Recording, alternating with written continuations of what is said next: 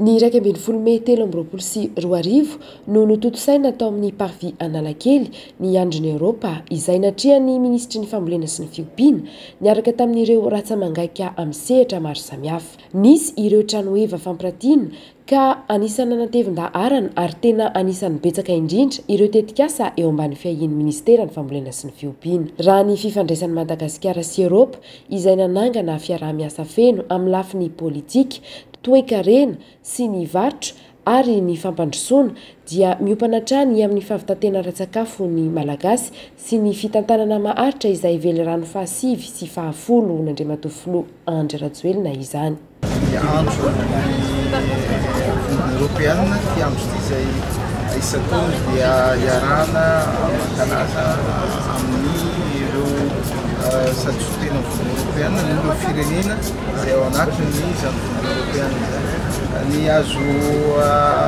ambara sy amezana azy na fitinana dia maro lafy fiara-miasa amin'ny européenne sady mahakasika ny énergie, mahakasika ny fampiratiana ny tontolo ambanivohitra na développement rural, mahakasika ny rano fisotra, mahakasika ny sehatra ara-tsosialy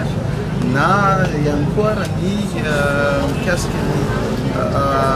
ireo sehatra tsy miankina ny zavatra tsapa dia mbola betsaka ny tsy mahalala fa misy tolotra izay ahafahany na ny mpamokatra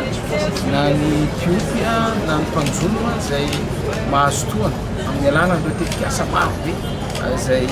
avatsian'ny Union Européenne vola miaraka amin'ny ny AFD na ny GIZ sy ireo hoe permanentka ao anatin'izany Union Européenne izany. Ny mpamosony izany dia izay voalohany ary koa ahafahany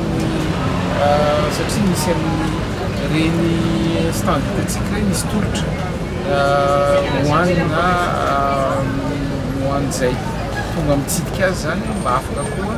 manome mahalala hoe aiza no ahitana karazan'izay tolotra sy vokatra izay satria hitantsika fa misy vokatra maro be hatrany atsimoka hatrany avaratra izay misy amin'ireny standard dia ahafahantsika koa mampifandray andreo izay